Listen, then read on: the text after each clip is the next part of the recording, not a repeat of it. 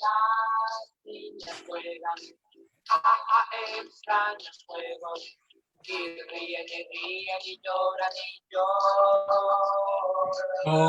lloran. Y recogen vidrios y recogen comino y atan a uno de ellos a un árbol.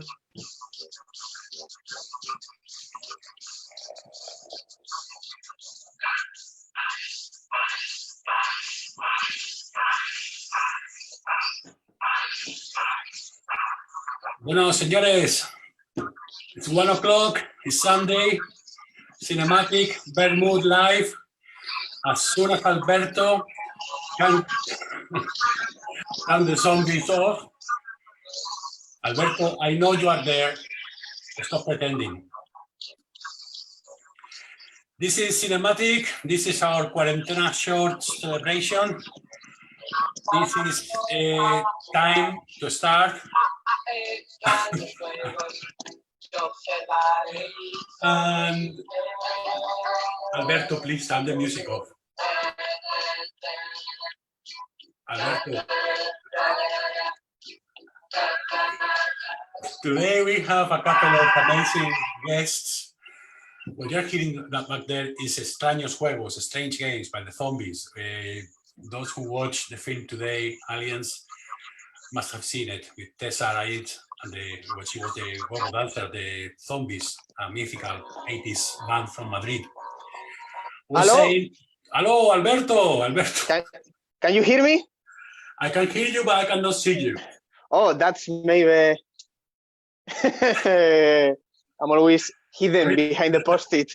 It's 1 o'clock. I mean, we need to both be on time or both be late. But one being on time and the other be late, well, it's cinematic. Welcome, everyone. I was saying that some... Water today. Water? Why? Sorry, this broadcast is cancelled. It's cancelled. There you go. Good to see you, Rafa. You too, Mike. That song was Strange Games by the Zombies, one of those big bands from the 80s in Madrid. You may have heard it before if you watched the film Aliens by López Carrasco. And we have two amazing guests today. Later on, Khris Zembe, Viaje a Pies, and David Pantaleon, so many films I cannot even write in a list. So, how are you? How was your week, Alberto? I'm good. I guess everyone, I'm not expecting many people joining us today because with this weather, I will understand that they are with the headphones in the park or somewhere outside. It's brilliant. I've never... Seven heroes are watching us at the moment. I've never had like this combination, or I don't remember having this combination of, you know, blue skies, impeccable sun, and also, 22, 23 degrees. Oh, yes. So and nice. Spain as well. Spain, the whole of Spain can go now for a walk, can go to the beach, can do. So it's asking too much to stay at home and watch our faces. But you know that this broadcast and every other we have done along the last 10 weeks now can be watched again in our website, can be watched again in our YouTube channel. You can go back to people we have interviewed that we believe are key to understand today's cinema. Everybody is not there, but everybody who is there, it is, he is, she is. However you say that. No están todos los que son, pero son todos los que están. Eso es. Están casi todos, ¿eh? Yes. No, come on. How can you say that? We have interviewed, 10 people or a bit more. Can be. Yes, and it's week 11, Raf, and it's hard to say, and we keep saying this, but week 11, and it might be one of my favorite programs of the whole Cuarentena. Alberto, organization.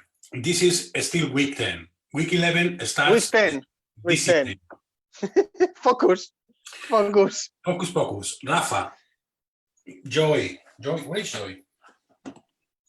So yeah, week 10, and for me, you know, you will say maybe they will struggle to keep up the standard. And I don't know what you think, guys, but week 10, I loved watching the short films again last night. And for those joining that don't know what this is, again, basics of housekeeping.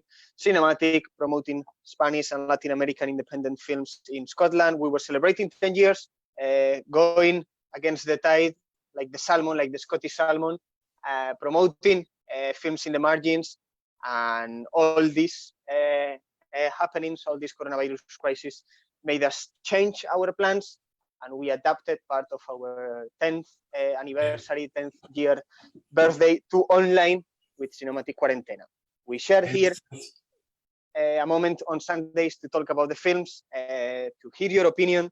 So leave there, I can see friendly faces, Alan, Monica, Alfonso joining. Yes. Khris is already waiting to get in, maybe send him a message. Yesterday we were watching together a program of short films, which is amazing. We haven't done that for a while. We did it, obviously, each of us in our places. Vienna Short Film Festival is amazing. It's online. Cost only €9, and you won't be disappointed. We saw this amazing short, animated short by Aria Cucamonas. You remember Mexico Rules? Mexico Rules. Yes. And that wasn't the only. It wasn't the only one. I watched so many beautiful things. But shall we start with the films for week 10 of Cuarentena? Let's go ahead, because the first one is a special one, no? Well, yes, as we said in the email newsletter we sent, Space Crabs. Wow. De Capoda Shock, Javier Chillón. Amazing film, an amazing career of this director. Maybe it hasn't got all the attention it deserves. Certainly in Spain. Outside, it's gone a bit farther. And it's a mix, it's a beautiful mix of animation and fiction, and a proof, like, as Coldo was saying last week, that you can do a film with a lot of money, but you can also, if you want to do it, just go ahead and do it. This film is obviously not a cheap one to make. Those minutes of animation, I'm sure they were very difficult to get, and even the real footage, the kind of fiction, he uses animation to get what the budget cannot take him other ways, and it works incredibly well. It works incredibly well. Very funny, very nice, very intriguous. It connects with all the kind of Cold War spice, 60s spice movie, no? It's a total riot, you know. I think I arrived in Scotland 2011, and I remember the first Glasgow Short Film Festival, the 2012, that I was here. I think the cover of the festival was still from the Capoda, and you know, you can understand why. Such a riot, you know. It's so many films starts, and you think, oh, this is the way it starts. It might seem like a short film that we showed 3-4 weeks ago, no? You think on voiceover, that great short film. That short film had all the things that this doesn't have. Super high budget, super neat photography, high production, and in this case, you can see that there is, you know, there's a different approach to the costume design, everything, and very soon you start to understand that kind of kitsch, low cost approach to sci-fi makes all the sense. That doesn't say, you know, I mean, you can take seriously the film, but the shots, for instance, in the swimming pool when he goes to his house, you can see behind that there is a guy that knows a lot about cinema, and intentionally he has decided to choose this path of, you know, the sci-fi paella Western revenge horror crime. Yes. No, what a film. I don't think I've seen anything by him after this, the Capoda Shock. I remember another one of space, people will die in space, something like that. But I don't remember anything after. When is this film from? Don't know. I know basically you can tell that it goes with the line of low cost sci-fi Spanish cinema that you've seen in the Chema García Ibarra's, even you can argue some sort of post-humor or post-comedy of Pantaleon, who's going to be here with us today, or people like Vengamonjas outside the cinema realm on the comedy. You can really say there is that kind of mixture of post-comedy and low-cost sci-fi. Yeah, but I got it wrong. Velasco Broca. His last film is the one that They Will All Die in Space. It's for 2017, in 15, sorry. There is a, yeah. Go ahead. No, there is a funny coincidence I was going to say that you might not know, but Javier Chillón is twice in the program. He is here directing The Capo da Shock, but he is also in a second film because he is the guy designing the credits, the title cards of Aliens, of Luis López Carrasco Aliens. Yeah. He's the one doing all that VHS effect of the credits. Well, so then we get nicely to Aliens, Luis López Carrasco. Nice. One of the films that really, when we watch it, we dedicated a night in Glasgow to watch what at that point was everything by Luis López Carrasco, so Aliens and the Future. And it was quite an evening. I mean, we managed to upset people. We managed to gain some new followers. This one in particular, for me, was the recovering Tesa Arranz. I'm saying that? Tesa Arranz. Tesa Arranz. And I remember her, obviously I was young, but I remember the zombies very well. I remember Extraños Juegos. And they're not much older than me, because when they formed that band and when they got that such an amazing success, they were teenagers. They were, some of them 14, 15 years old, but they got it all boom. The party, the films, the whole load, the drugs, the life they live was quite extraordinary, was quite exceptional. And Tesa goes back there talking about this and that and the other. It's quite a different documentary, because it works as a documentary because you know like a documentary of the Movida Madrileña, but then it departs in so many other ways. No, sci-fi you can tell as well, or connection with aliens and ETs, or you know, or UFOs.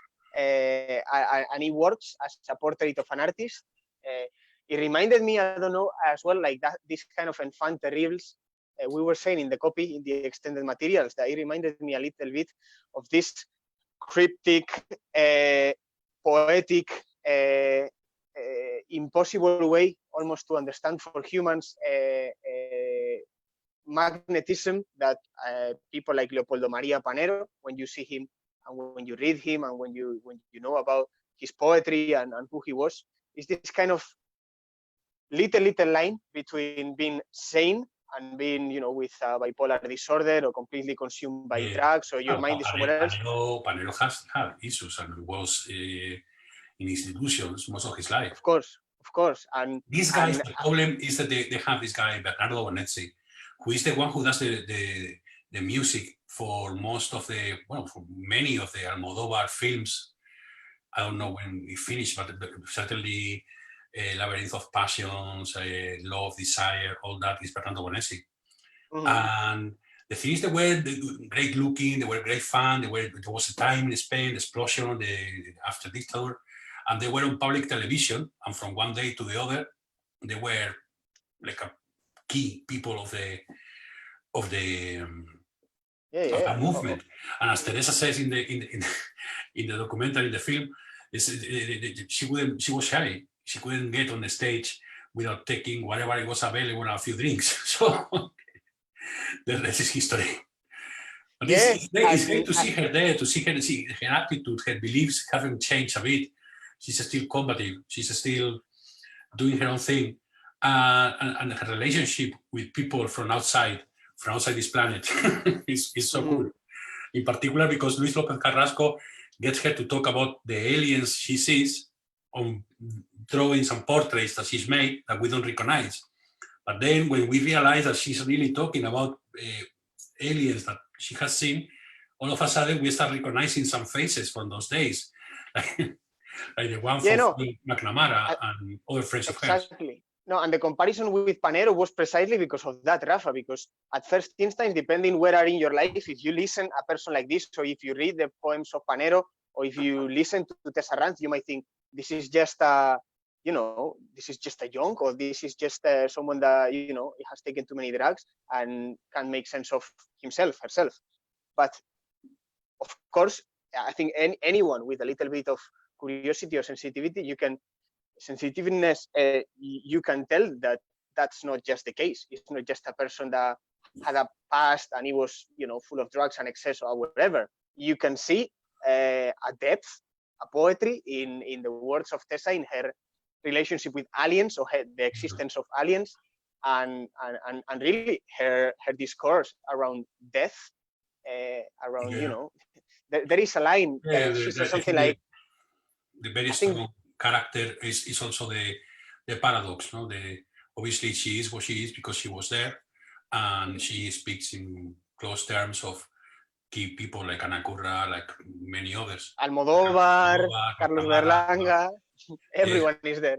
And everyone is ridiculized, in a way, or it seems little comparing to Tesa. No, not everyone. I think she has respect for Zulueta, for Fabio McNamara, for Alaska, for not too much for Almodóvar or for others.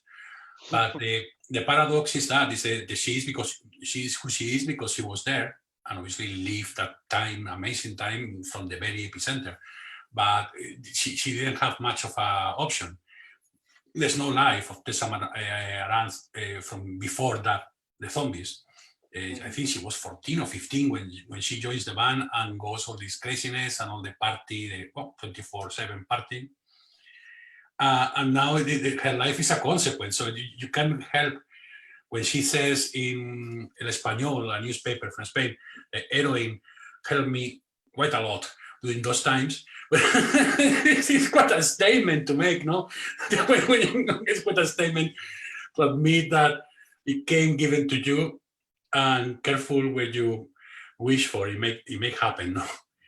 Mm-hmm. It's an amazing stuff. You need a guy like López Carrasco to tell that story. Totally, and we were talking about Tesa and the film without talking about the director and Luis López Carrasco, and we had the modelings a couple of weeks back, and this material needs to be very careful and in the right hands to be told in the right way. And obviously the hands of Luis López Carrasco were perfect to tell this story that initially was a commission by Matadero de Madrid and Home in Manchester, and he turns this with the text of Germán Pose into this beautiful portrait, and he does what he does very well.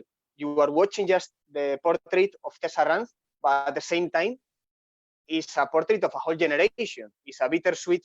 Yes. That's right. No, it's a new narrative of what the Movida Madrileña was, because what we know here, particularly people outside Spain, or the big idea, the main narrative, the historic line is that it was fine, full of freedom, and then Luis López Carrasco was already with El Futuro, with his previous film and with this short film, trying to find alternative narratives. No, well, yes, it was freedom, it was excess, it was great, but it was also some other things. No, it was sad.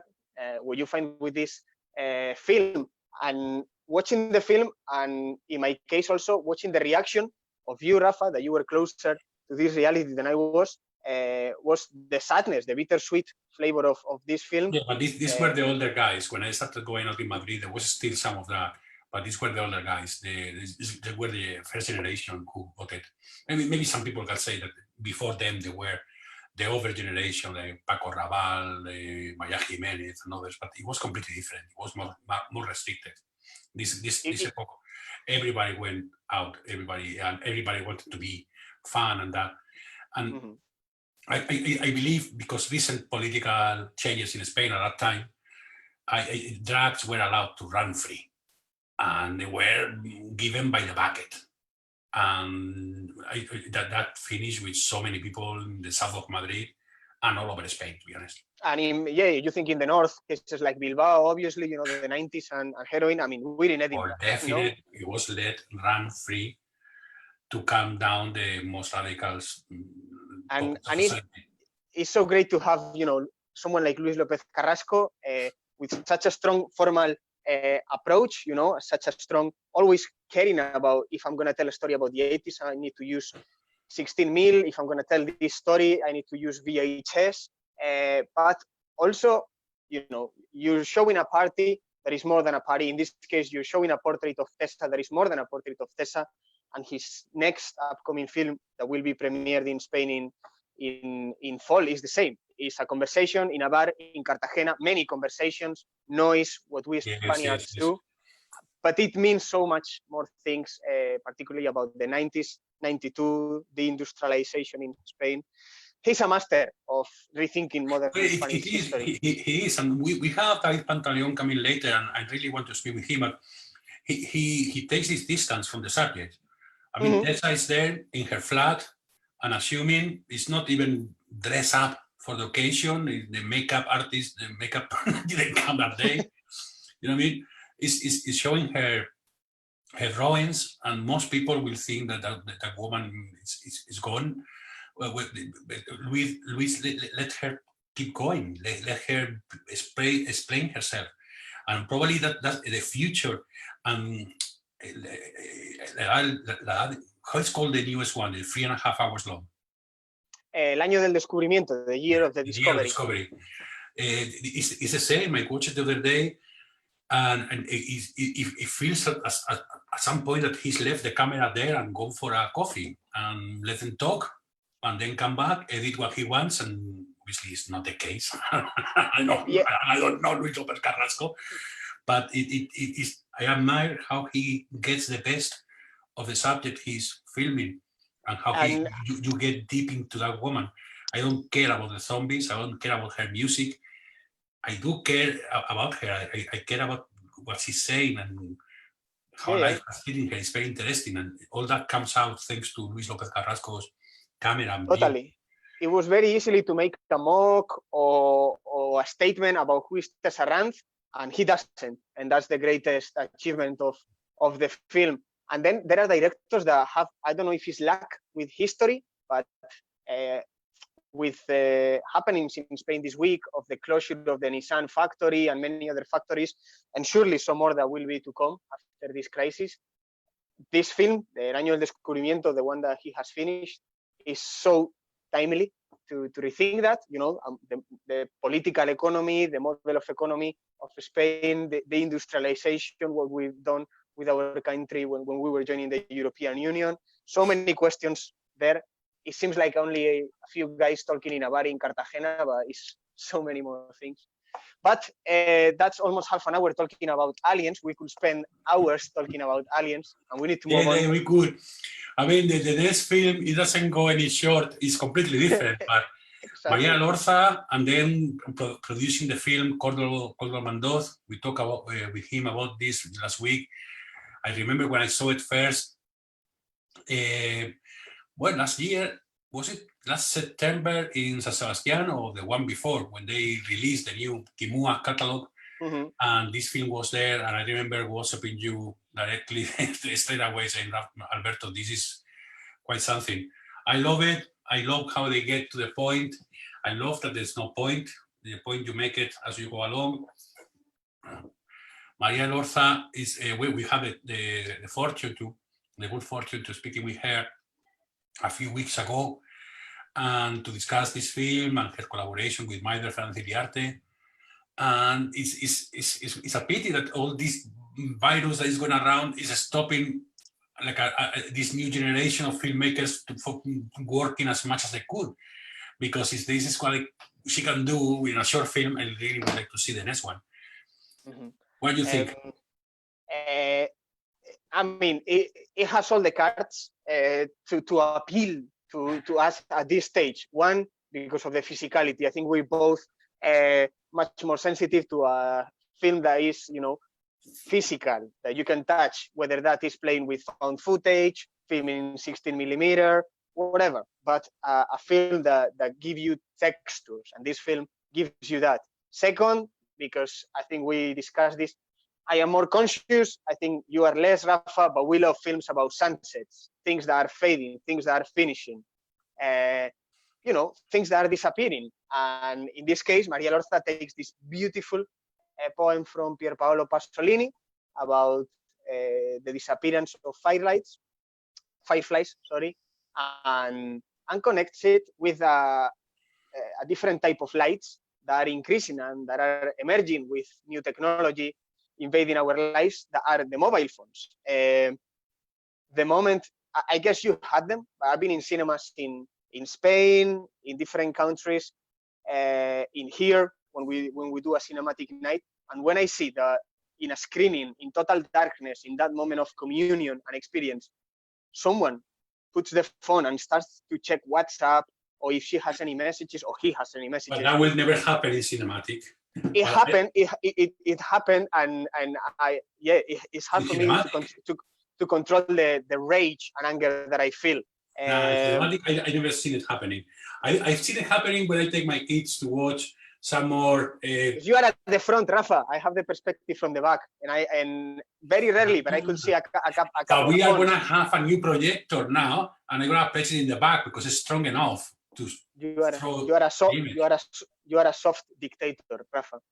Oh my god! Oh my god! Banana dictators.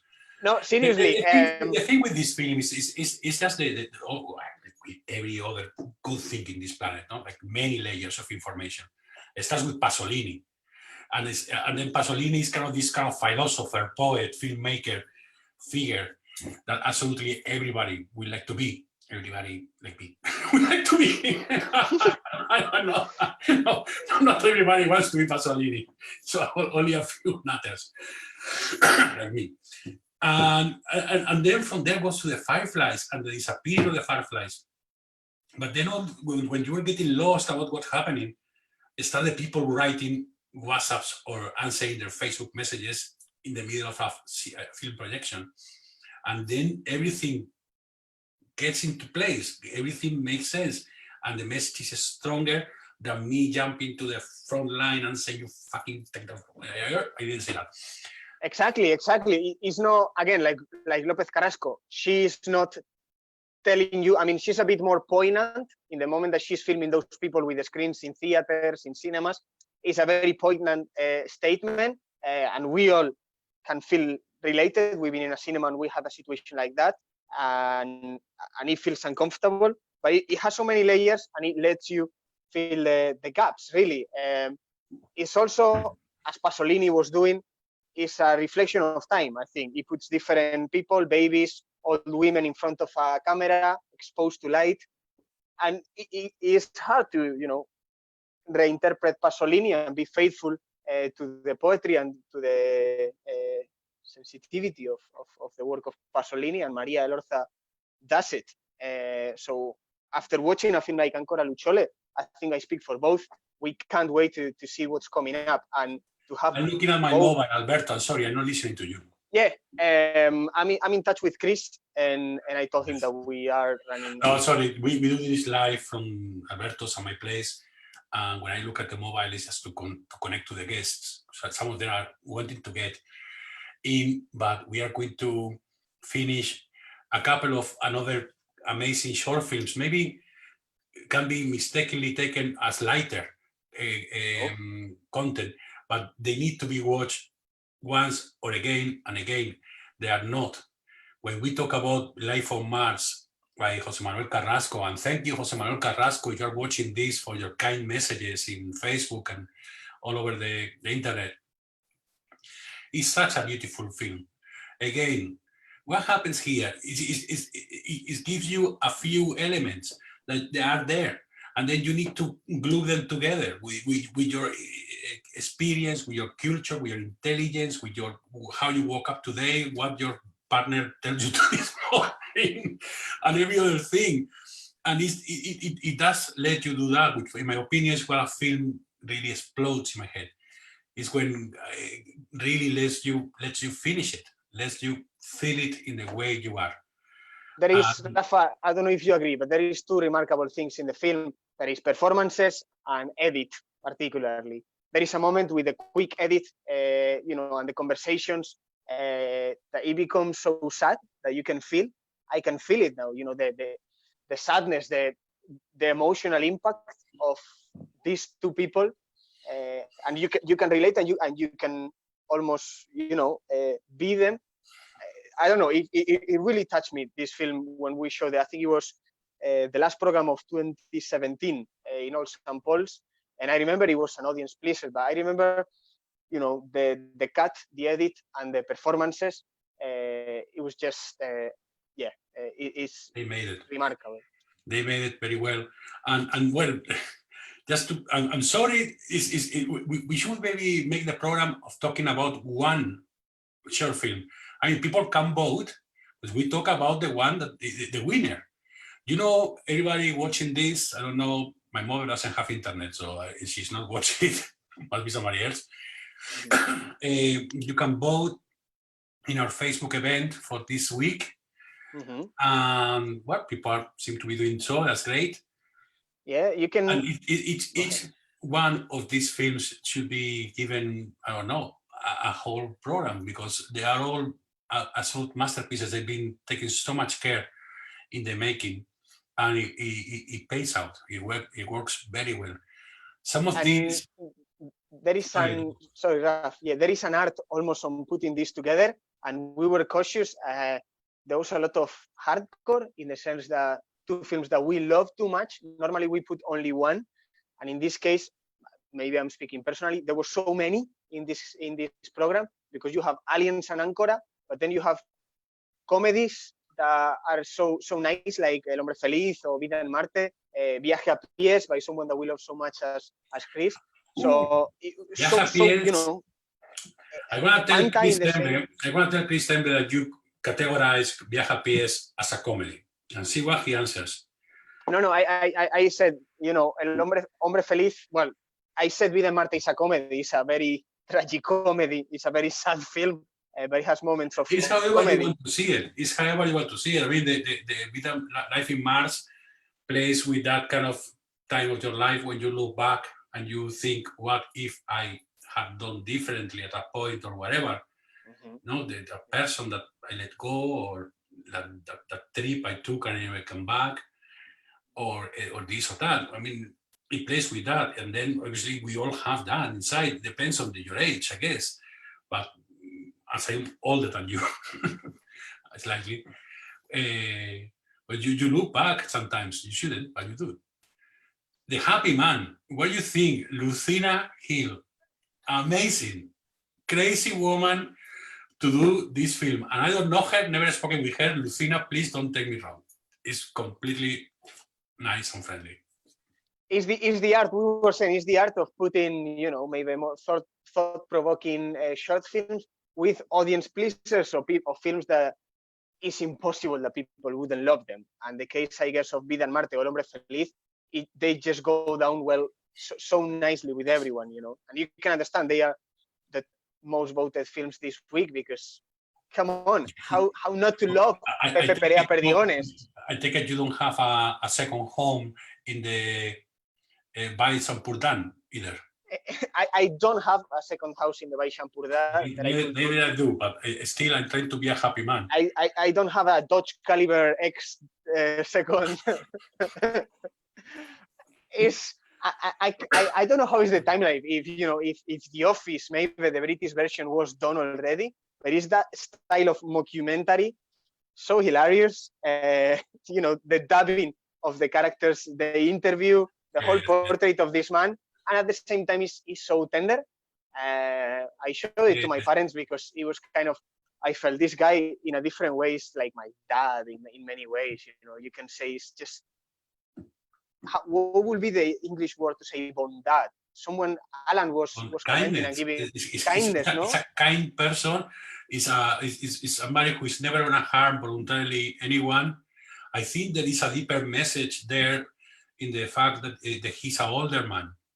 That, as in older generations were happier with less, which is what we get reminded on every family lunch when we see the elders of the family. And the fact that he doesn't have the car, He doesn't have a job or the money or all the things that today we identify with providers of happiness. And still the guy is a happy man. He gets a mockumentary made about himself. His friends and neighbors and family talk about him as a happy person. To reinforce that is so crazy. I love the film. The program this week, I don't know, you can take it as a happy thing or you can take it as a saddest thing, Eva. Depends on what you have inside you. And I fear what people have after all these weeks and months lockdown. But certainly the cinematic quality is there, putting off like a hazer. Yeah, obviously, and it has age, and you can see it in the photography. And I remember we really had to chase this film when we showed it last year because Yes. Lucina, the director, didn't have like a digital version with English subtitles, and she transferred a DVD to send it to us. So it was one of those films that it was available in somewhere in YouTube in a very low quality, and we had to chase to get a version with English subtitles to show it. And it paid off. Definitely it did. And thankfully, Lucina allowed us to show the film this week. Oh my God. It won the Goya back then. It won to best documentary short film. So it won the Goya award. It wasn't like a little secret or anything. It went to win the Goya award, but it had to be part of these programs. It's a proper classic. Yes, although it's not back from the last 10 years, but we did show it. Well, listen, Khris and Fiona are ready to come in. I think I let them in, no? Mm-hmm.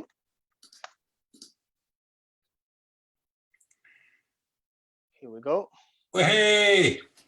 Hola. Hello, guys. Hola. Fiona. Hola, Khris. So nice to see you. Hi. Excellent, Khris. I am meant to read a wee introduction for you. Venga. So, Khris Zembe, I met him in a bar. The circumstances were difficult, but we came out of it nicely. No, Khris Zembe was born in Madrid in 1983, grew up in Galicia, used to live in Barcelona, then live in Bristol. I think he's back in Galicia now. Self-taught animator. Began animating for Calico Electronico, one of very famous series. Responsible for the visual development, the color studies and animation in most of Alberto Vázquez films, like Bird Boy, winner of the Goya in 2012. Director of animation in one of the best animated feature films in Spain ever, Psiconautas. Director with Viaje a Pies, now with Soy una tumba. Soy una tumba is guest taken by author of Minuit, takes you to Cannes, to Clermont-Ferrand, to all the major festivals. And then probably the thing that makes you the proudest person ever, being the only man in this planet who has been invited twice as a guest in CinemaAttic. The only person. It's great to have you again, Khris. It's always great to speak with you. Cheers, first of all. Salud. Yeah. Ahí, por vosotros. Por vosotros. Por ti. Bueno. Rafa, you want to go ahead? O Khris, ¿dónde estás? Dinos. Pues ahora mismo estoy en La Coruña, viviendo en La Coruña. He llegado aquí hará 3 meses. Me he venido para un proyecto nuevo y nada, me ha tocado toda esta movida del COVID y por fin tengo un piso ya donde vivir. Yes, I'm currently in La Coruña. I've been here around 3 months and I'm now working on a new project. And, I've been obviously affected by all the upheaval with COVID, but I'm finally now settled in a flat. Yeah. Khris, I'm going to get starting maybe with, Viaje a Pies is your first short film. It was already like a strong first short film as a director. And then you move into a radical change, we will say, or it seems like a radical change with Soy una tumba. There is a film that I think speak for both Rafa and I, surprised us for the good stuff, because you were developing into a new style of animation that was doing with a new narrative approach, visual style, more atmospheric, more Galician. It was humid, the sound, everything. It was like a sensorial experience and not only a traditional storytelling story. So could you tell us, this departure from Viaje a Pies to in style, from Viaje a Pies to Soy una tumba? Bueno, básicamente, claro, ha habido una transformación grande, pero por algo muy concreto, ¿no? Sobre todo por el tiempo. Es decir, entre Viaje a Pies y Soy una tumba han pasado como 6 años más o menos, y varios proyectos más, ¿no? Personales míos propios no, es el segundo, Soy una tumba. Pero ha habido un cambio radical porque creo que las personas vamos creciendo y evolucionando, y sí que hay un gran... En Soy una tumba me he encontrado más a mí mismo, ¿no? Al ser más adulto, pues te vas encontrando, ¿no? Con un estilo. Yes, I've gone through a big transformation, and part of this is just the passage of time. There's been roughly 6 years between these two projects, and there's been other projects in between. Soy una tumba is really the second project I've done on my own, and I've experienced a period of personal growth. With Soy una tumba, I've really found myself because I've matured. But I think that's a mistake. We should never mature. We should never mature. I avoid it at all costs. It seems, Khris, like Viaje a Pies is so beautiful to watch, to look, the drawings, the colors, and with Soy una tumba, we feel like it's more like a 360 experience that you can almost feel in your skin, the sound, the humidity. It feels like different films. Obviously you can see the continuation in style, but it really feels like a departure. Sí, realmente ambas estéticas son diferentes, pero a la vez también son iguales. Es decir, en Viaje a Pies el estilo gráfico es bastante... es más... No es narrativo, ¿no? Narrativo, perdona. No es realista, sino es más gráfico, digamos, y imita una atmósfera como de... Yo lo que quería en Viaje a Pies era darle una atmósfera como de cine negro, ¿no? Digamos, así mezclado con western, ¿no? Sí. Era la idea. Y por la contra, en Soy una tumba, la idea era tampoco dotarlo de realismo, pero sí lo que acabas de decir, que respire esencia, ¿no? Es decir, mar, viento, humedad, tonos grises de color tierra, barro, y que prácticamente tú veas un frame y puedas casi olerlo. Okay. Yes, with Viaje a Pies, it's not realistic, really. It's more of a graphic film. So the two films have similarities, but they're also very different. So as I said, Viaje a Pies, graphic, and I wanted to make it quite dark and almost like a Western. Whereas Soy una tumba, it's not realistic. However, I wanted there to be this real sensation around it. So sea and mud, humidity, that you could almost smell what was happening in the film. Yes. Well, the Soy una tumba was such a film for you. I mean, I watched it so long ago. I think, actually, I have... Oh, you have to, you have to do that. Yeah. There you go. Yeah. You gave it to me the first time we met here, I don't know, when 2-3 years ago with Edinburgh. And I still have it. You see, I haven't sold it on eBay or anything like that. But the dark film, the kind of almost cartoon, comic book feeling, it's funny we say about Western because it really thought on it as well. It's common to Viaje a Pies, Soy una tumba, and most of the work you do with Alberto Vázquez, but it's not as dark there. Alberto, the Psiconautas, Bird Boy, unicorn plot is a lot darker, inner dark. It's drug problems, it's inside problems. Whereas yours is things that can go wrong if you go and train with the wrong companion, or things. It's dark cinema, it's this noir cinema that we love so much. What is the difference, and which places does Alberto Vázquez take you, or you take him? How does that work, the two together? La diferencia, pues bueno, entre nuestros trabajos, yo creo que Alberto tiene un mundo súper particular en el que utiliza mucho la fantasía, ¿no? La fantasía y sobre todo los animales antropomorfos. Bueno, ahora, por ejemplo, en su último proyecto en Homeless Home hay monstruos, hay seres fantasiosos.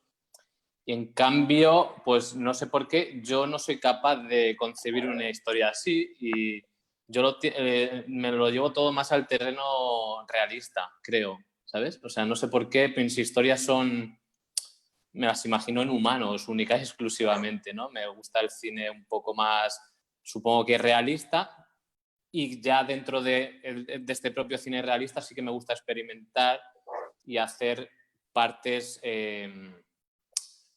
de evasión donde se usa más la fantasía, ¿no? Pero siempre el rasgo general creo que es el realismo para mí, por mi parte. Yeah, the difference between my work and that of Alberto Vázquez is that his particular world is one of fantasy and anthropomorphic creatures or animals and monsters. Whereas I don't really do that. For me, I'm more drawn to a more realistic, a more realistic style. I tend to imagine my storytelling more through humans. But although I use a more realistic style, I do like to experiment as well. But it's generally more realistic for me. Y en ambas partes, es decir, tanto en el cine de Alberto como en el mío, pues sí, el más parecido, o sea, en lo que nos parecemos mucho es yo creo, en la oscuridad, ¿no? Bueno, tú lo has dicho, Rafa, que es un cine como muy oscuro y yo creo que esa oscuridad, pues bueno, es parte supongo que de nuestro ser por dentro, ¿no? Que tenemos ahí cosas raras y retorcidas. Dark secrets. And we're similar, though, in that we both have quite dark themes, and I guess that's just part of something we both have inside. Maybe we're just a little twisted. Yeah, and you were touching, Khris, on the element of the fallas, particularly on Soy una tumba, no? Those elements of escapism. And for us, I think I speak personally on this, but maybe were the most interesting parts, you know, those moments of dreams or nightmares, total rifts. The films that we find more interesting have normally those elements of total break, you know, of rift, break apart from the story and go into a nightmare, relationship between dreams and reality. So I don't know if this is something will stay with your cinema, or depending on the story, you will move on and don't use again. But those elements with music, with different textures in Soy una tumba son brutales. Sí, lo que me gusta, tanto en Viaja a pies como en Soy una tumba, ha coincidido puramente de que en ambas películas hay fragmentos imaginarios, ya sea pesadillas o evasión del propio mundo, de la realidad, y justamente contrasta muchísimo a nivel gráfico con el aspecto general de la película, ¿no? Y sí que me gusta diferenciar y cambiar incluso la técnica para contar estos paréntesis, ¿no? que rompen la realidad. Han coincidido en las dos películas y creo que lo voy a seguir utilizando siempre que me lo pida el cuerpo, claro.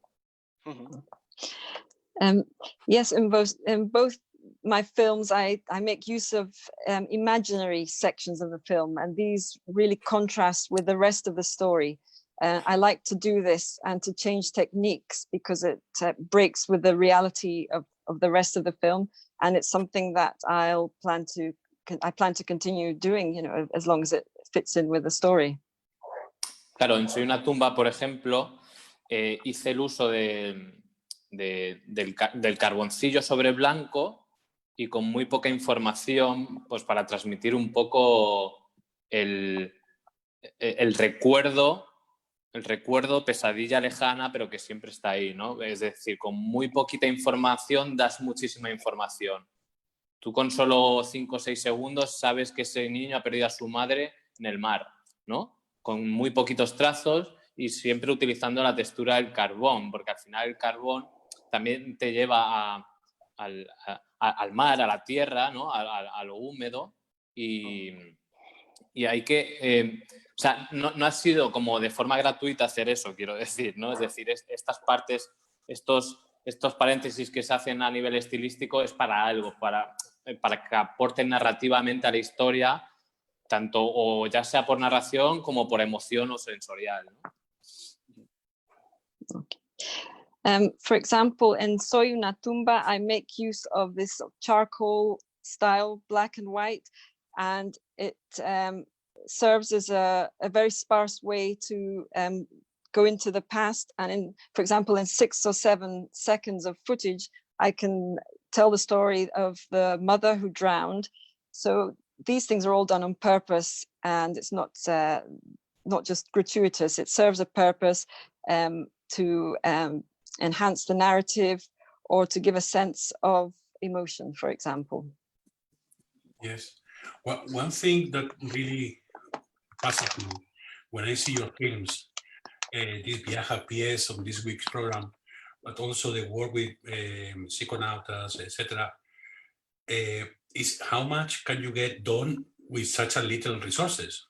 I always get to the end, waiting to see the credits at the end of the film, and there's a team of 5 people or 6, where I expect to see maybe 30, 40, whatever. How do you do that? Are you the fastest animator in Spain, or how do you do that? No sé si he entendido del todo bien la pregunta, ¿me la traduces, por favor? Así que cuando llego al final de la película siempre espero encontrar en los créditos un equipo de, no sé, 30, 40 personas y solo hay como 5. ¿Y cómo lo logras con tan pocos recursos?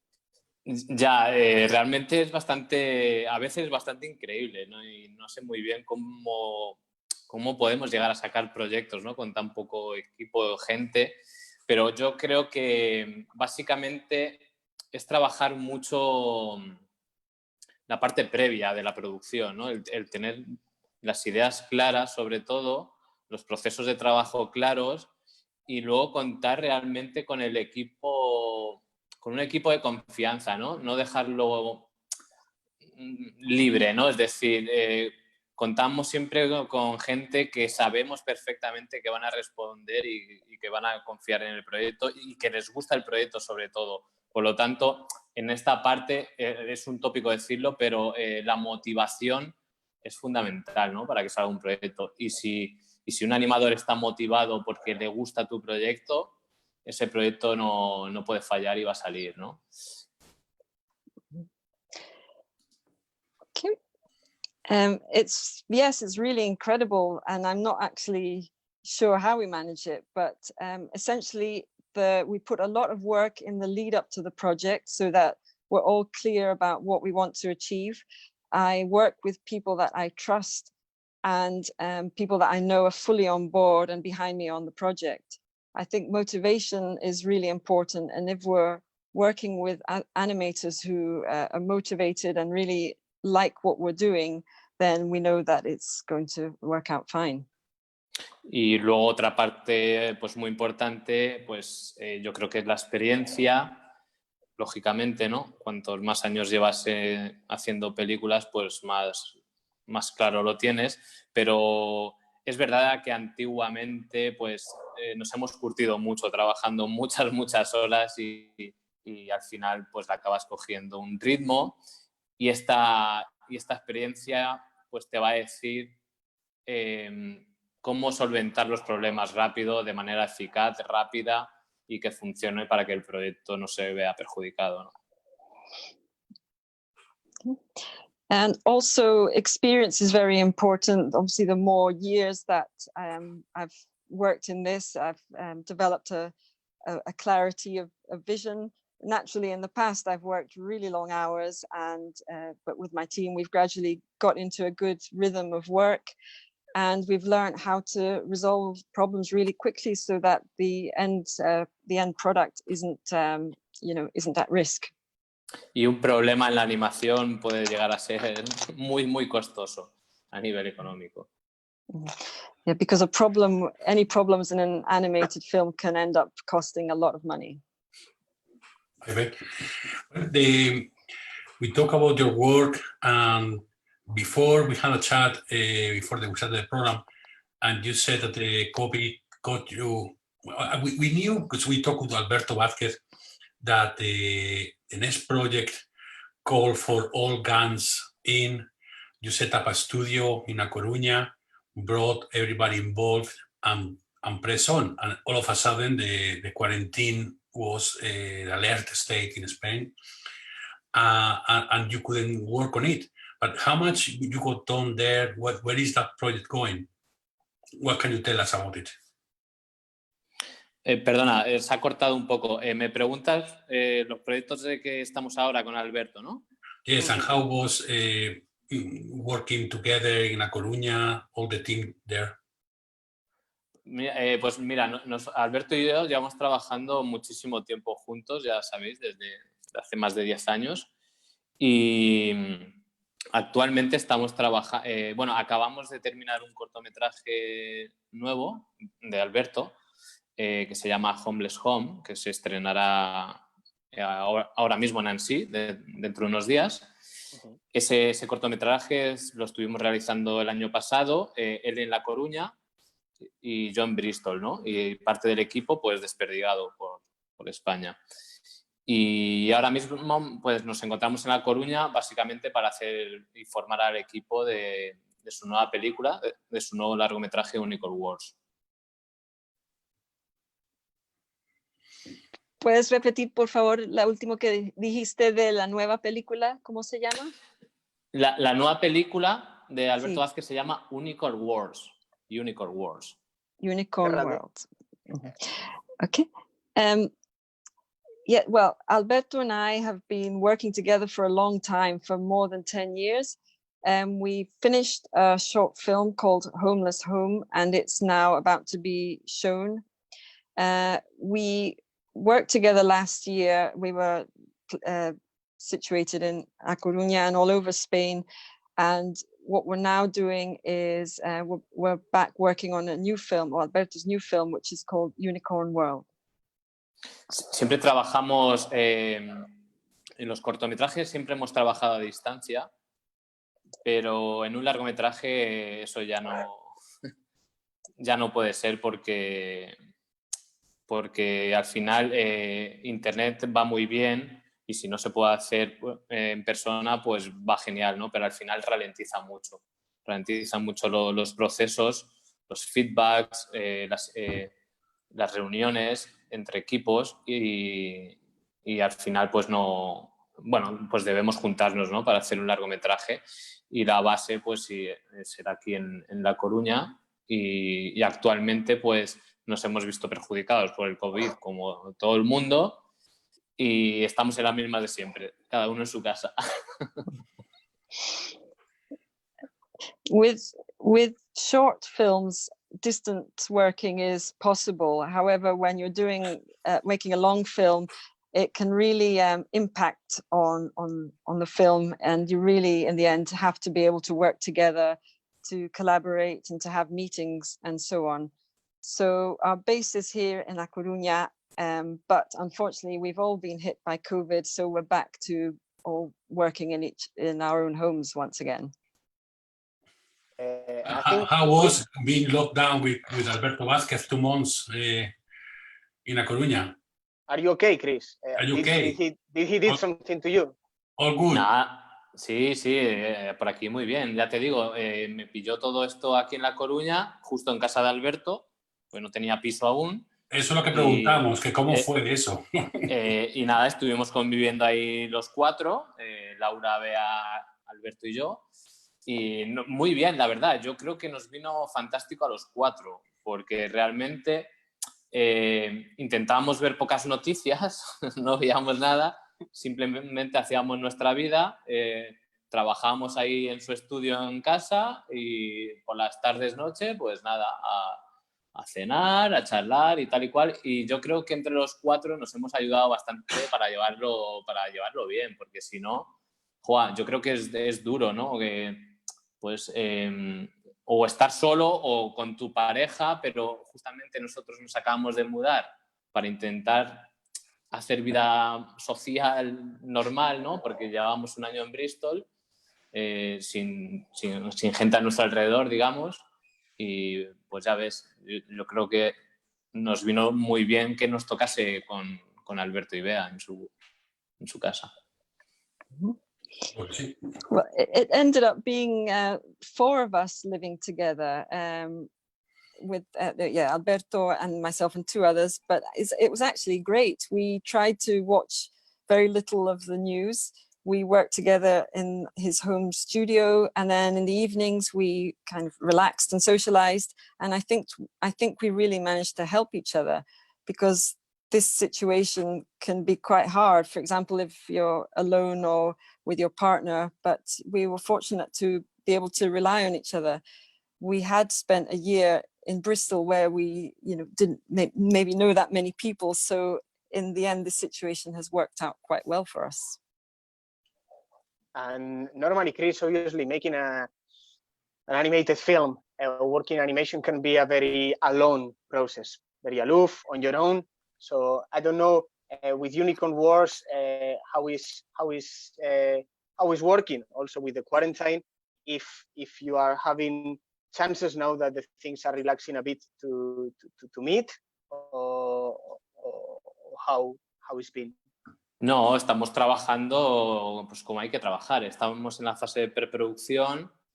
Yo personalmente estoy trabajando en el diseño de personajes y luego el equipo de arte está trabajando en desarrollo de backgrounds, de decorados, y nos lo estamos tomando como si estuviésemos trabajando en el estudio realmente, con nuestros deadlines bastante fijados y estamos trabajando bien, pero siempre un poco con la inseguridad de qué va a pasar, porque claro, todo estaba diseñado para empezar en octubre más o menos, la producción, y pues con todo este tema del COVID y demás, pues claro, teníamos la incertidumbre, porque ya sabéis que la financiación de una película depende sobre todo, de muchos factores como las subvenciones públicas o incluso las privadas, pero estamos un poco a expensas de qué va a pasar y si vamos a poder seguir con la producción.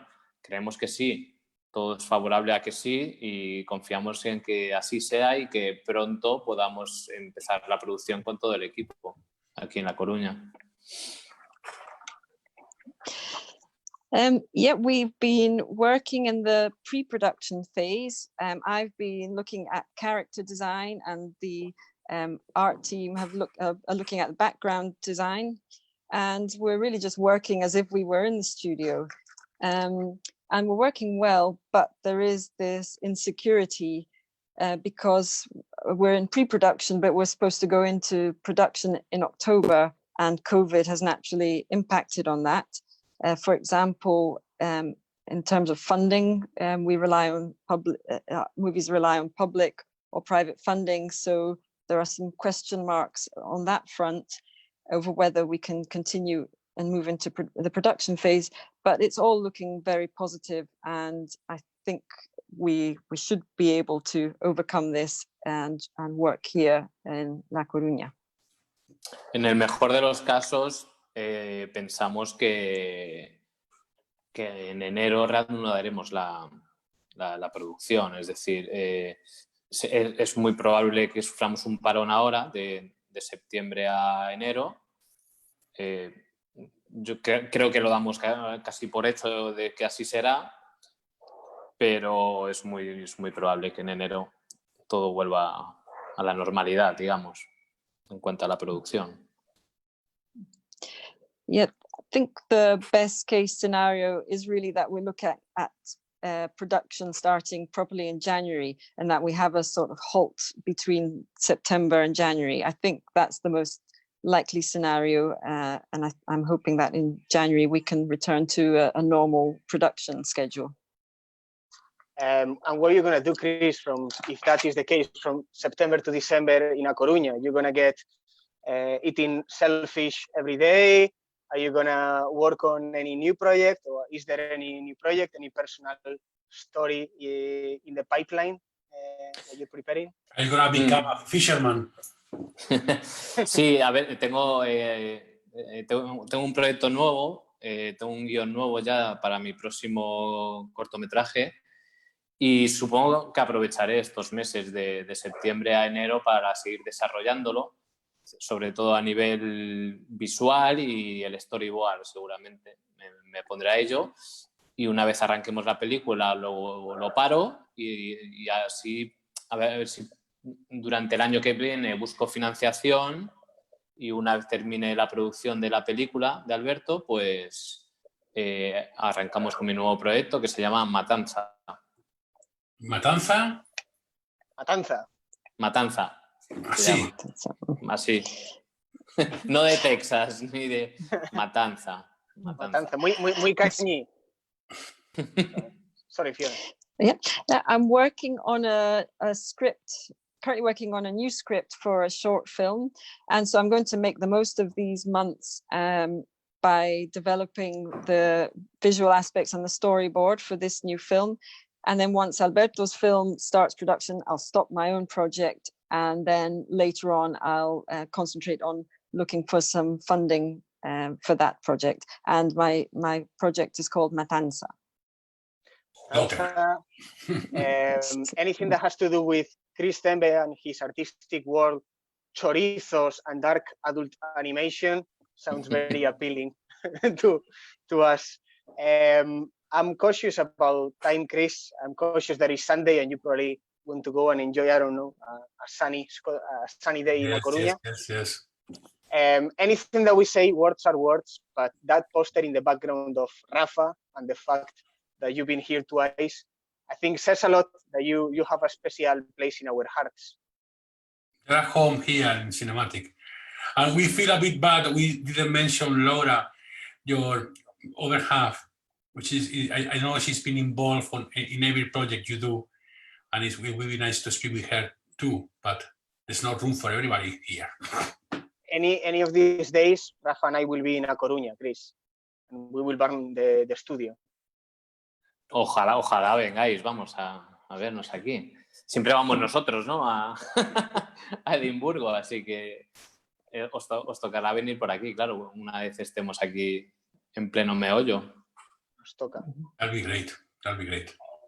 Okay, Khris, but listen, keep well, send out love to Laura and to Alberto and to Bea, and all the best with all those projects you have. Well, unicorn words, Matanza, well, leave it there, no? Leave it there. Well, and the new film, the new Alberto Vázquez short film. That's exact. So yes, you have enough on your table. I hope this virus is just going and not coming back and let you finish what you have to do. We are looking forward to watch it, for definite. Ojalá pronto podamos estar ahí. Bueno verte, Khris. Igualmente, un placer a todos y nada, muchísimas gracias como siempre por cuidarnos, por informar sobre nosotros, y nos vemos en otra ocasión. En los bares. En los bares, eso es. Let Fiona.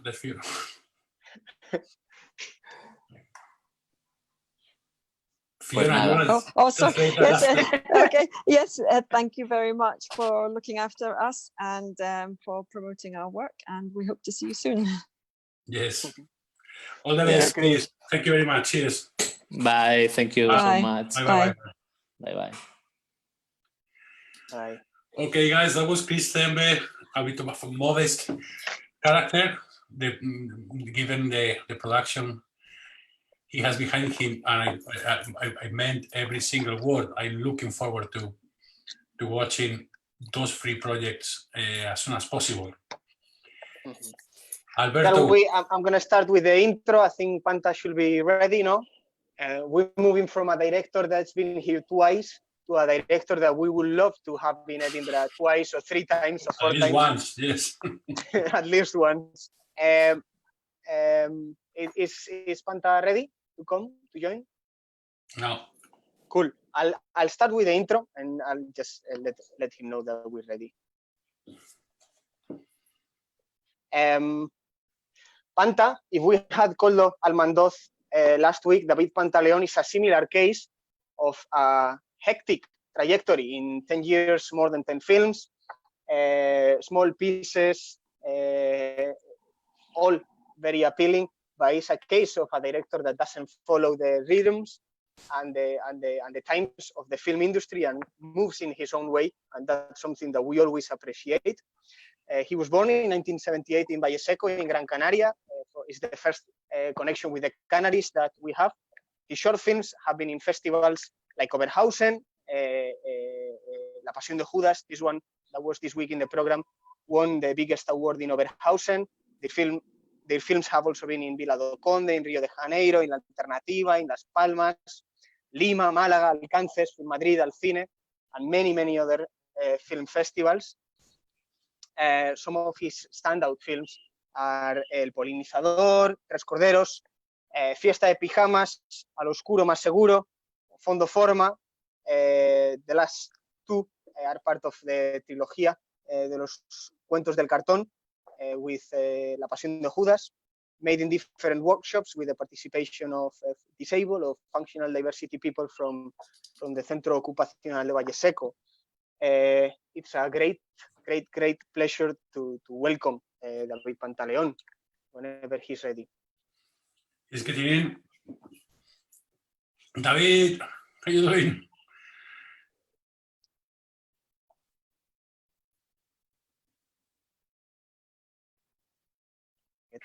Getting the sound there. Hola, Panta. Hey, hola, ¿qué tal? How are you? Very well. All good here. Me ¿Qué alegro. tal? ¿Dónde paras? Where are you? Estoy en mi pueblo. He subido a mi pueblo, a Valle Seco, donde hoy hay comida con mi mami y con mis hermanos, que somos 6 hermanos varones. Y bueno, están mis sobrinas, ¿no? Intentando volver a las comidas de domingo. Mm-hmm. Yep, I'm in my own town. It's called Valle Seco. I'm here to have a family meal with my mum and my 6 brothers and my nieces as well. Yeah, we were doing a small intro, Panta, to your work, and we forgot to mention that we thought, can't remember, it was back a couple of years ago, Marvin and Wayne, our amigos from Marvin and Wayne, did a very well-deserved retrospective, a monographic to the work of David Pantaleon on his films, and that traveled to mainly to the contemporary arts museums and artistic centers across Spain.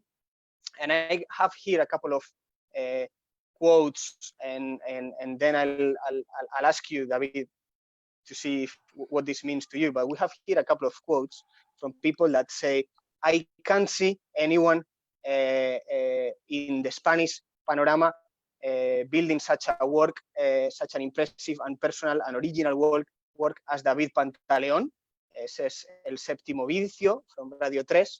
And then we have someone that says, poet of the absurd, naughty surrealist, lover of the fixed shot and the calculated encuadre, el encuadre calculado, Caimán Cuadernos de Cine.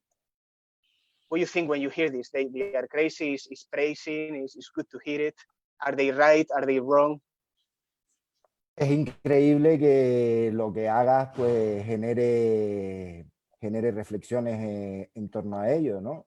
Y bueno, al final eso es el objetivo.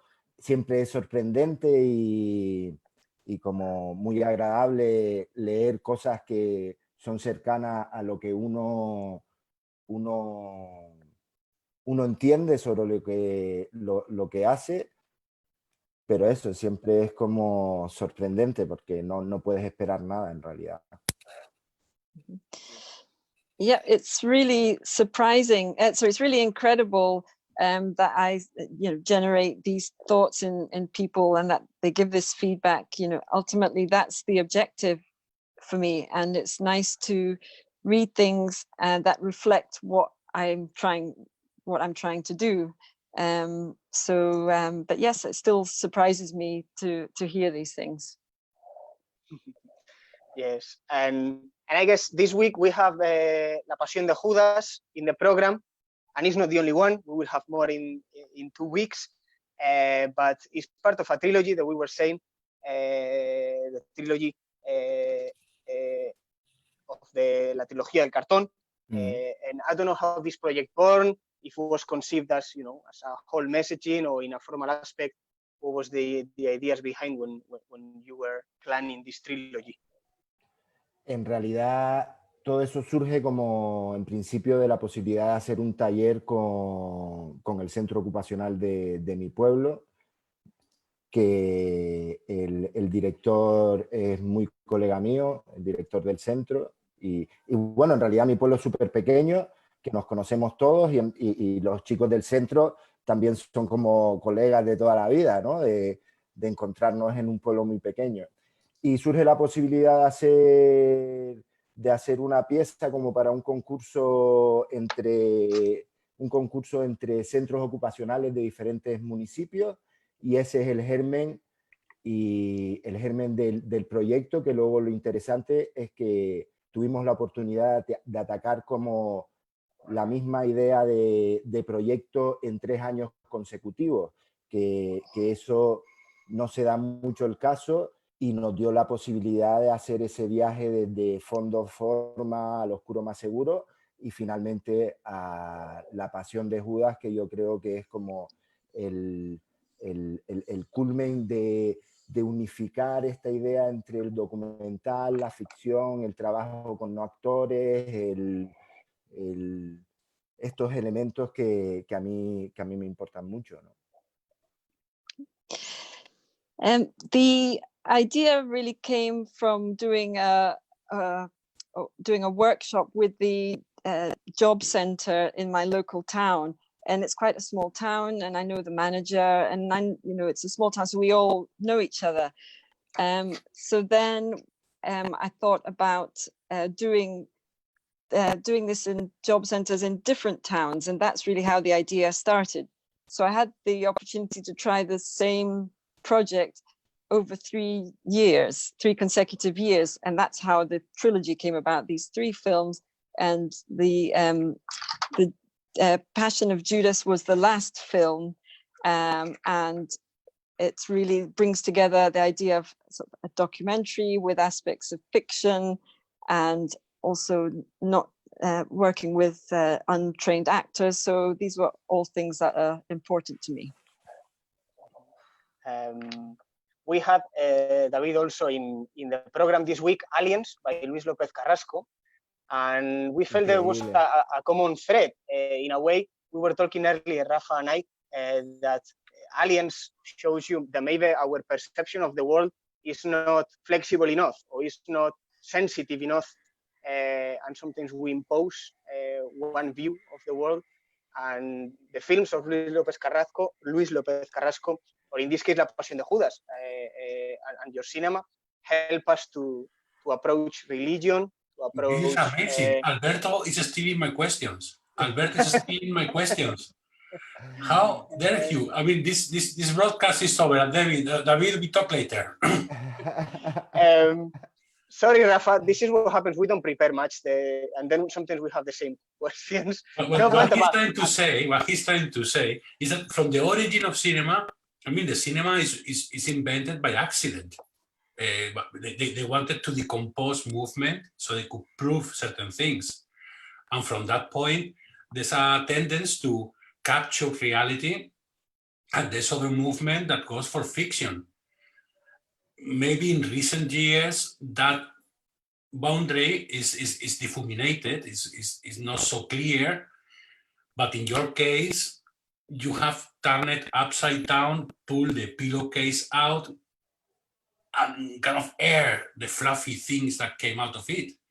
So your view on a documentary make it look like a science fiction film, but obviously the real people, the non-professional actors, the real event is bringing you back from that cloud again and again. So how do you call that genre? Ya. No sé si estoy entendiendo muy bien, Tampoco. pero por lo de Alberto en cuanto a la religión, ¿no? Los Poca temas vergüenza, de Alberto, religión, poca ¿no? vergüenza. Pero bueno, eso no podemos contestarlo todavía, ¿verdad, Rafa? No hables con él nunca más. Y bueno, I will stop talking to Alberto. I have stopped talking to Alberto now. y un poco lo que hablabas, que me quedé con la idea de esta composición o encuentro con el propio cine a partir del error, ¿no? De ir en la búsqueda de algo, ¿no? O trabajar de no forma canónica en ninguno de los aspectos, que de pronto te meten unos embolados, ¿no? En unos problemas que tienes que resolver, ¿no? Por no atacarlo de la forma habitual. Y en la resolución de esos problemas es donde surge como las particularidades, entiendo yo. Las peculiaridades de cualquier cine, ¿no? Es como parte de enfrentarse a cagarla y a solventar las cagadas, ¿no? Un poco, y ahí en esa construcción surge parte de las miradas, entiendo. All right. Fiona, go for it. Okay, I'll try.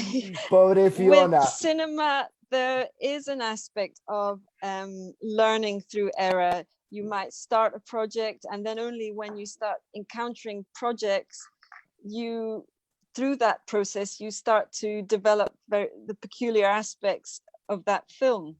And sometimes you need to mess things up, and through the resolution of those messes, that's when you get the distinctive features of your film.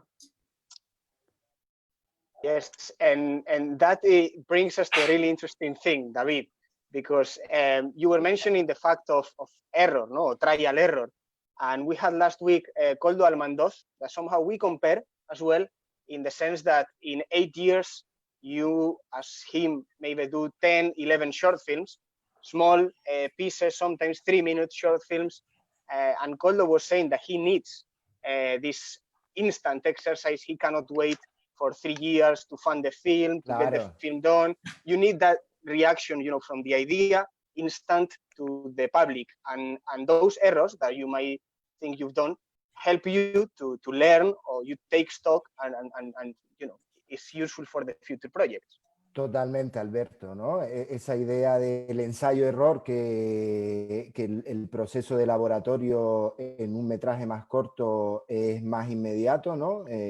Cerrar el círculo desde que tienes la idea hasta que lo confrontas con el espectador, y ahí en cada cabeza del espectador, en los Q&A, o cuando alguien habla de tu película o tienes un diálogo de alguien con la película, surgen los cierres de las propias películas, y ese elemento de el placer de vivir todo el proceso como laboratorio, como algo empírico de ensayo-error, es lo que te dan los metrajes cortos, que esos procesos, por ejemplo, ahora yo que ando embarcado en el largo y miro para atrás, y son 7 años para sacarlo adelante. Si esperas a procesos de 7 años para tener todo este trabajo de ensayo-error, ¿no? Para aprender de ese ensayo-error, pues es más putada, ¿no? Nos lo hacemos más difícil. Yes, totally. This idea of trial and error, particularly in short film, is quite rewarding because you can come up with a concept and have it in front of the audience really quickly. And then through meeting the audience, for example, during quick Q&A sessions, you get to learn a lot from the process. So there's a real joy in short films that this whole process and this trial and error is almost like being in a laboratory and experimenting. If you're, on the other hand, doing a project where it takes 7 years to realize the idea and the concept, then that's much harder to do. So that's the joy of the short film. Talking of joy, yeah, go Panta. Y también defiendo la idea de el cortometraje no es como un paso, no entenderlo como un paso previo hacia la idea de largometraje. Es como las películas tienen un tiempo y unas duran un metraje y otras otro, ¿no? Y al final, pues eso, la particularidad del cortometraje es que lo que acabamos de hablar, que ese cierre de círculo, ese cierre de la experiencia y del aprendizaje es más inmediato. And what I'd also like to defend is the concept of the short film. And it's not, I don't think we should think of a short film as a stepping stone to then making a feature film. I think a film is suited to a particular style, and a film might be suited to being told as a short film or as a feature film.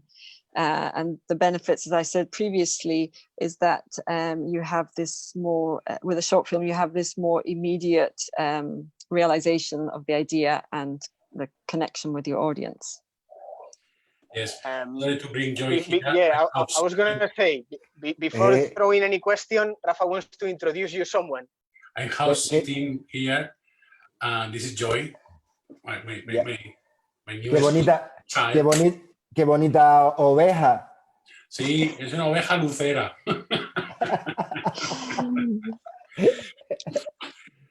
I mean, I always say this in our presentations, David. The good thing of short film is the gaps. I mean, because the timeline doesn't allow you to put as much information as in a feature. Those gaps need to be covered by whatever the audience individually brings to the room. So you are having this kind of huge experience. You're giving the information, and the audience is kind of absorbing this information and processing it with whatever they have inside, which is, well, is the basic of perception. And short film, obviously, because the time limit is ideal for that, to make people dream, to make people finish the movie for you.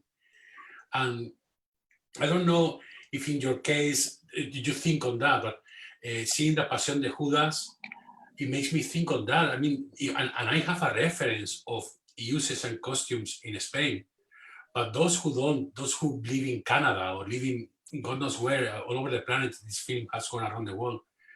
How do you think you react? What is the wildest reaction you ever had to your film?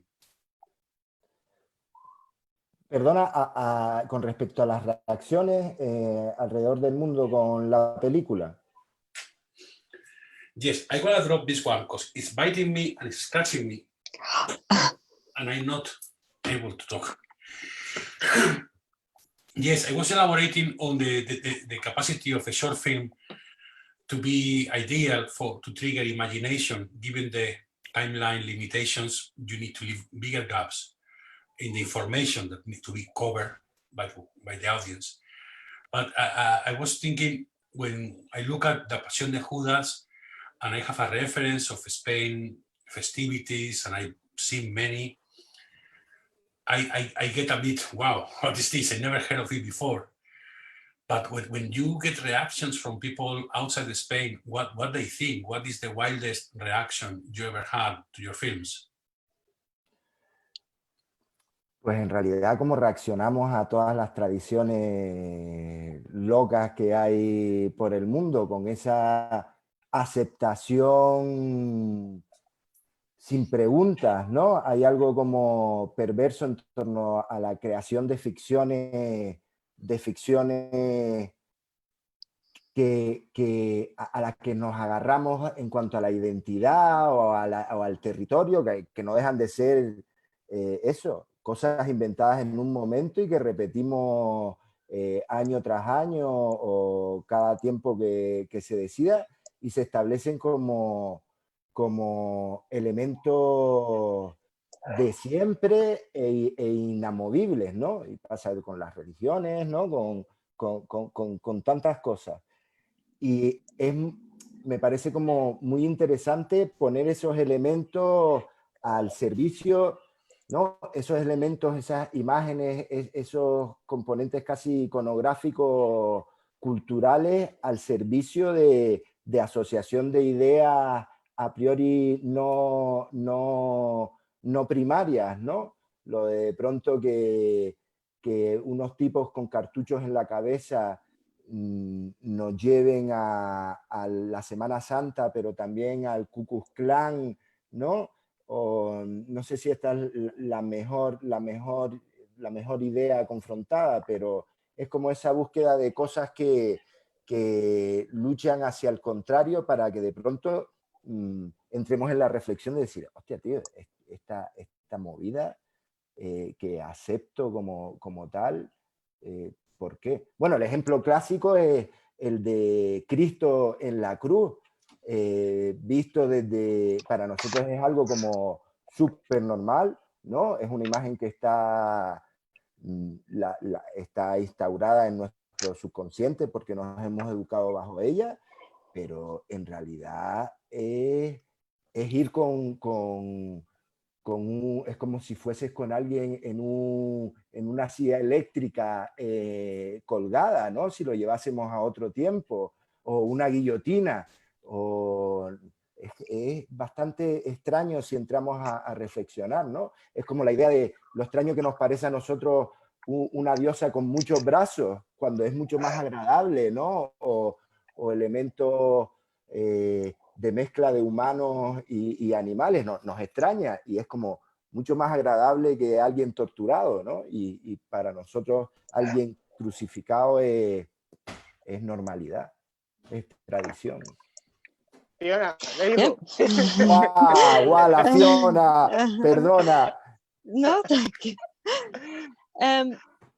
Yeah, I think I'm interested in the reaction to what are sometimes quite crazy traditions. The reaction to the films is how we react to some somewhat crazy traditions, and that's really, we just accept them without questioning them. For example, there's something quite perverse about some aspects of our identity, that these aspects are essentially invented by someone and then repeated year after year until they become established as something that we've always done. So I think it's very interesting to put these sort of iconic cultural aspects in a different context. In my film, we see people with bags over their heads introducing Easter, and yet these are reminiscent of the Ku Klux Klan. And that's obviously quite an opposite idea. And so I like to the idea of us reflecting on these very different aspects. And if we look at Jesus on the cross, for us, it's quite a normal image because we have had a very religious education in Spain. But what would we think if we saw an electric chair or a guillotine? So it's strange, really, if we reflect on this. We also might find it strange to see a goddess with many arms or an animal and human god, but to other people, that's normal. So to watch someone be crucified and essentially tortured and find that normal is just something I play around with in my film. Bravo, Fiona.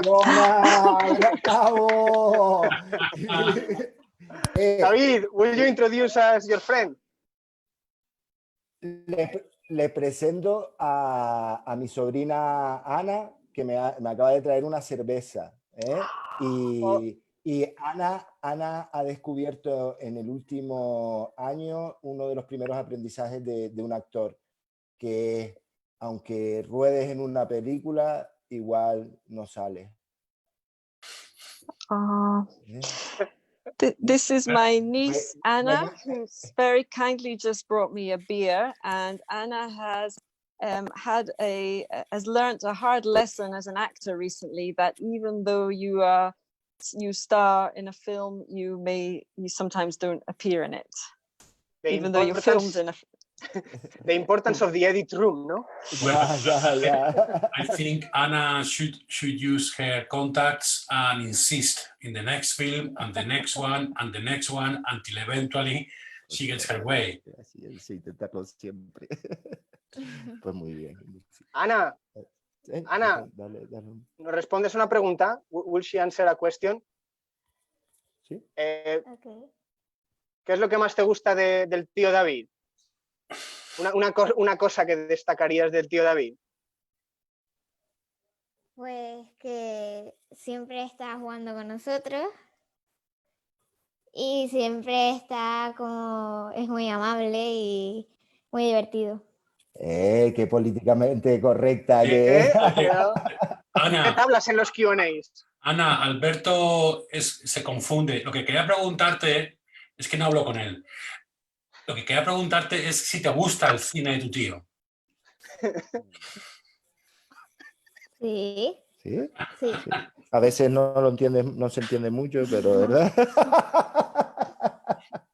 Es un cine un poco menos asequible, ¿no? Pero poco a poco, ¿verdad? Sí. ¿No? Y cuando estuve con él grabando estaba muy divertido. Estuvo muy divertido, ¿no? Bueno, de eso se trata. Es que tengo aquí a alguien que me está mordiendo las zapatillas. Fiona, we feel so lonely, no? Without a companion. All these people have someone on their sides. Yeah. I have the beer. Ya. Yo lo tengo todo, en verdad. So I think for the English-speaking viewers, it's very important because we have Anna's account of her uncle. So I'll just say Anna says her uncle David plays with us. He's very kind and very funny. So. And she likes her uncle's cinema. She likes her uncle's cinema. Very important. Bueno, más o menos, Muy bien. Gracias, mi amor. Gracias, Ana. Adiós. And maybe we can go Panta into more maybe specific subjects from the use of meats to maybe specific aspects of your cinema, like is the fixed shot o el plano fijo, ¿no? Ese recurrente uso del plano fijo, and if it's just a aesthetic choice or what is your relationship with the plano fijo, with the static shot, fixed shot. En verdad viene un poco relacionada a la idea de menos es más, ¿no? Bueno, menos es más diciéndolo, ¿no? Como rollo guay a lo Mies van der Rohe, pero es como la idea también de una idea como de perezosa, de entre más sencillo sea todo, menos lío, ¿no? Puede partir un poco de esa idea en un porcentaje y en otro en la idea de cuando solté la cámara, ¿no? Al darme cuenta que podía trabajar con gente que llevaba la cámara mejor que yo, y ahí he descubierto a diferentes y de pronto descubro a Khris Noda. Pues entra en la idea primigenia de decir, bueno, decidimos qué es lo que se ve juntos y ya, entonces ya eso queda ahí y estamos tranquilos, ¿no? Es como partiendo de esa idea como bastante infantil en torno al consenso en cuanto al plano con tu fotógrafo y en cuanto a la idea de menos es más o soy perezoso. Well, there's three aspects to this. I like the idea of less is more. And there's also an element of laziness about this technique on my part, because I like simple ideas and they tend to generate less problems if you just keep it simple.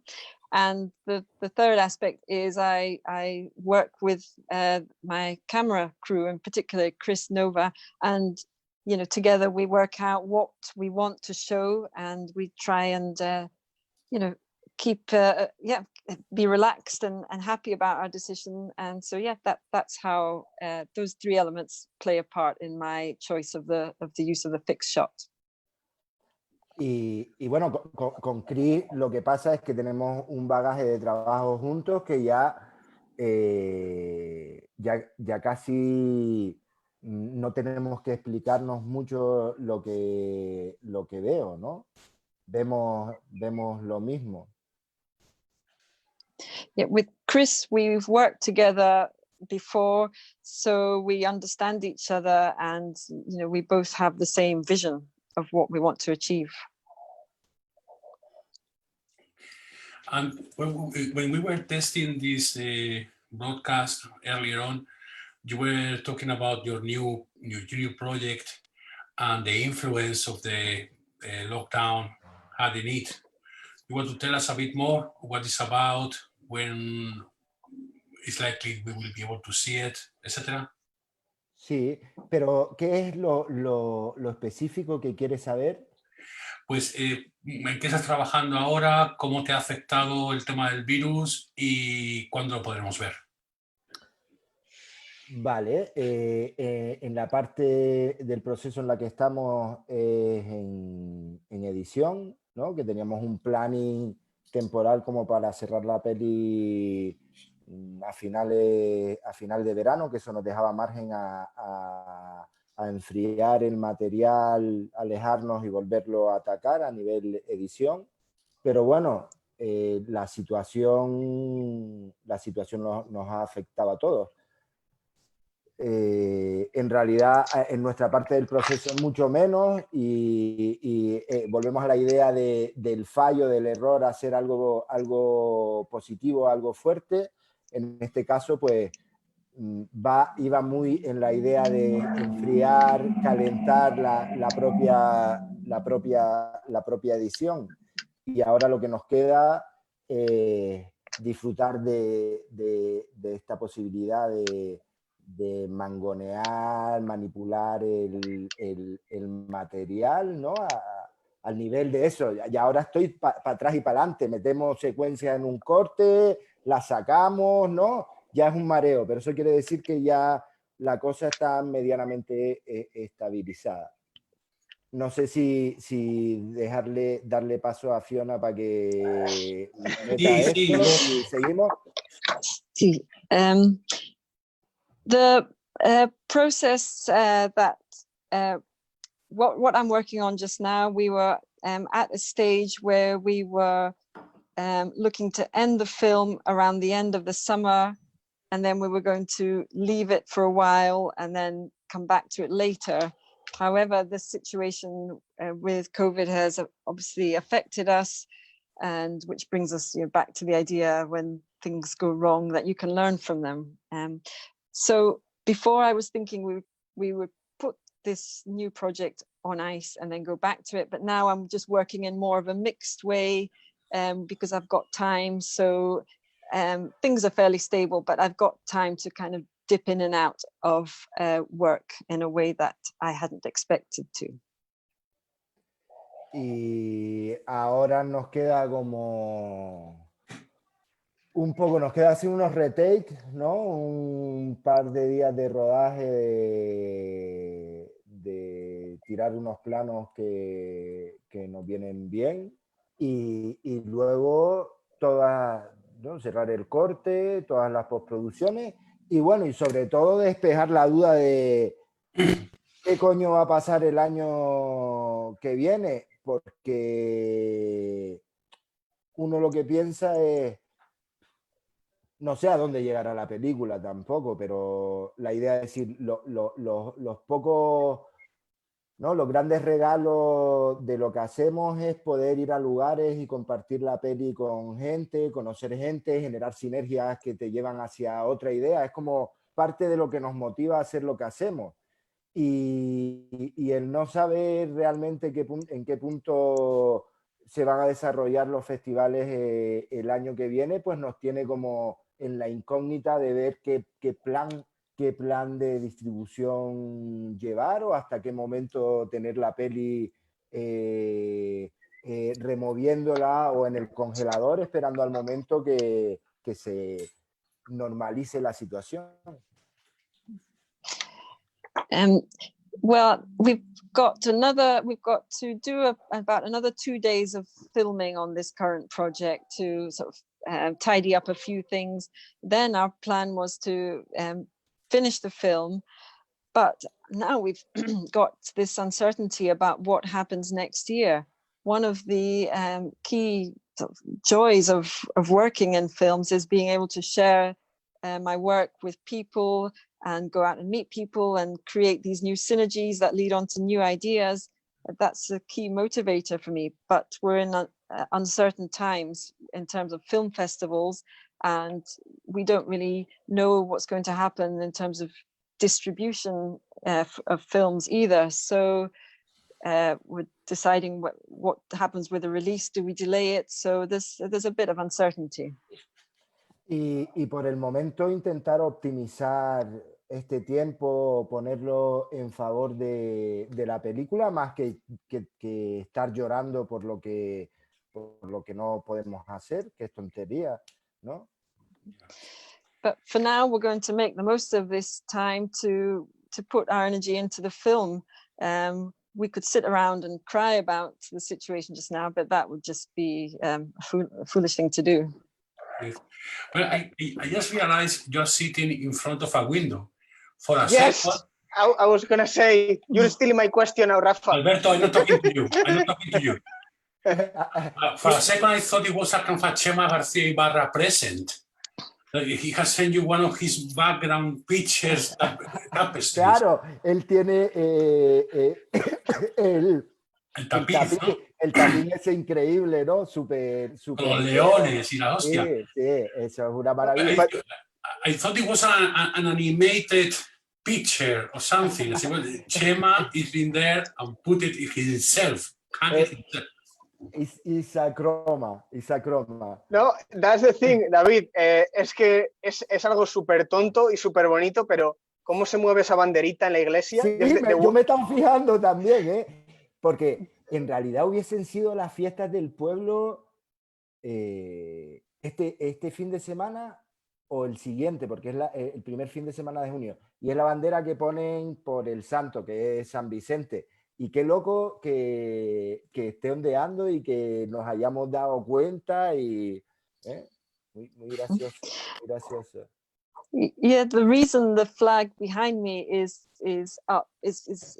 flying is because in my town we have our annual fiesta celebration, which is either this weekend or next weekend, and it celebrates a local saint, Saint Vincent. So yes, it's quite interesting that the flag's flying behind me, and you've all noticed it. Y el movimiento de la bandera es el twerking que nos va a quedar para la fiesta de este año. Yeah, and the flag movement is kind of reminiscent of twerking, which is what we'll be doing later. That takes us maybe to two possible ways, but I'm going to choose the salsa way. Rafa and I were in Cali last year in Colombia, and salsa changed our lives. And when we got back, every time I will jump in Rafa's car, there will be salsa. He brought a pen drive with like 17 hours or I don't know how many hours of salsa songs. Only 10,000 songs. So it's something I think is used like a contrapunto in La Pasión de Judas, but if you could tell us a little bit more about salsa in La Pasión de Judas, salsa music. Sí, ese es el, ¿no? Usamos el tema del Todopoderoso de Héctor Lavoe y luego hacemos como, ¿no? Los textos son como frases de grandes cantantes del género, ¿no? Como Oscar León o Celia Cruz. Y en realidad la lección esa, que la primera idea podría haber sido parte de la Biblia o podría haber sido como otro tipo de música. En realidad, escuchando esa canción me di cuenta de cuál tenía que ser el espíritu de la película, que era hablar de religiosidad, pero sin dolor y pena, sino, ¿no? Podemos, esta idea como también loca de hablemos de lo místico, de lo religioso, pero frotémonos la cebolleta, ¿no? ¿No? Rocémonos. Sí, sí. Y ese tenía que ser el espíritu de la película, ¿no? I'm curious to hear how Alberto, Diana's gonna shut it, translate shut it. arrimar la cebolleta. I'm gonna mute you. ¡Vamos! No sé, I don't know. ¿Lo puedes No. decir de otra manera? Rozarse, ¿no? Rosar is this.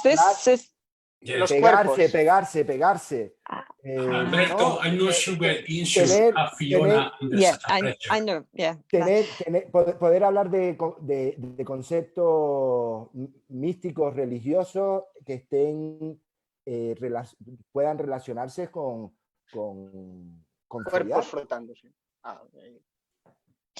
So when my film starts, there are some religious texts there, but these are words of prominent salsa singers like Celia Cruz and Oscar León, but they could have actually been biblical texts, but the song at the start of the film made me made me realize what I wanted the essence of the film to be. I wanted it to be about religion, but without the concept of pain.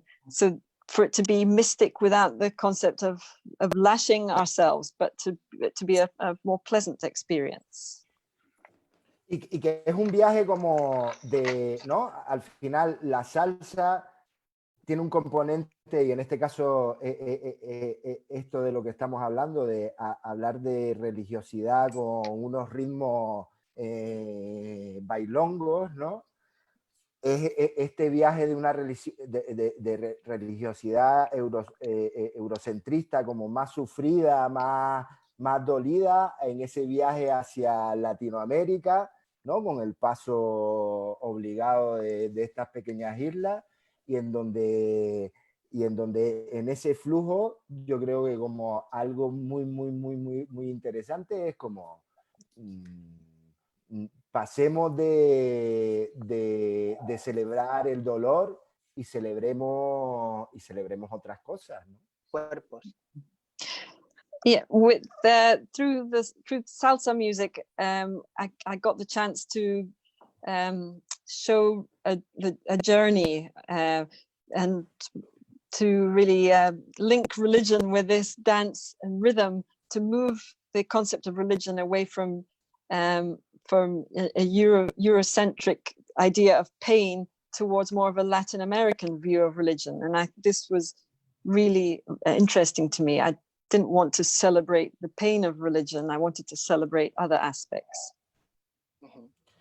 Y una pregunta mía.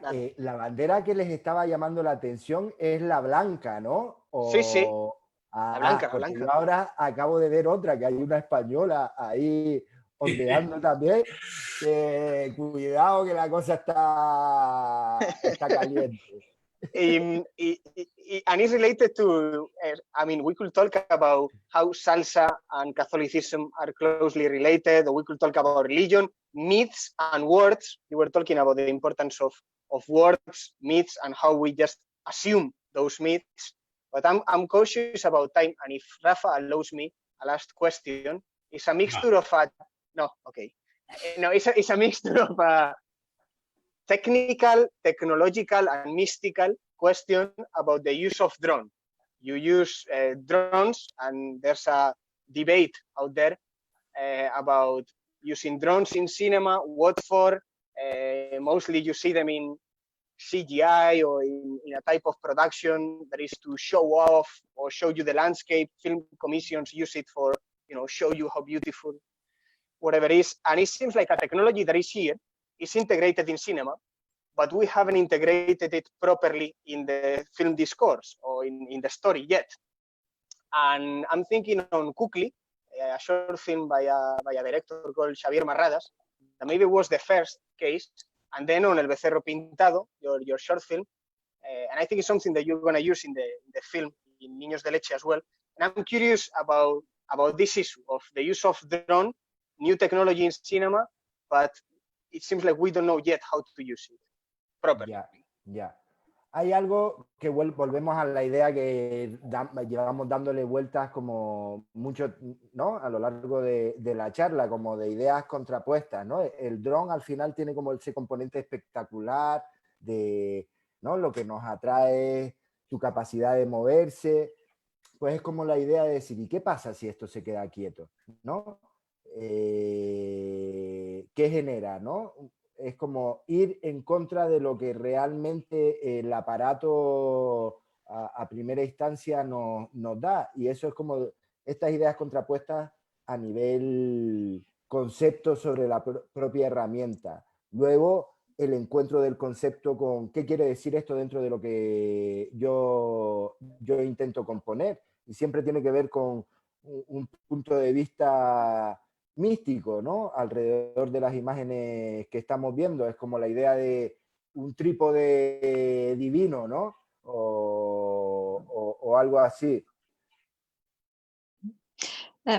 Yeah, I think this is also part of this theme that we've talked about today, is like contrasting different ideas. And the drone is quite a spectacular piece of equipment because you can move it around. But my thought was, well, what if I take this device that's good for moving and just keep it still? What happens? So there's this contrast with how the machine is normally used, but it also allows me to tell my story in a particular way. For example, by looking at it as a divine presence looking down, and an element of mysticism as well.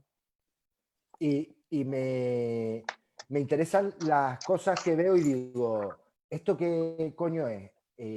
¿Documental o ficción? Y de pronto entiendo que me gustan las cosas que me hacen preguntarme esas mismas dudas de decir, ¿y esto dónde cojones han puesto la cámara? ¿No? También ese tipo de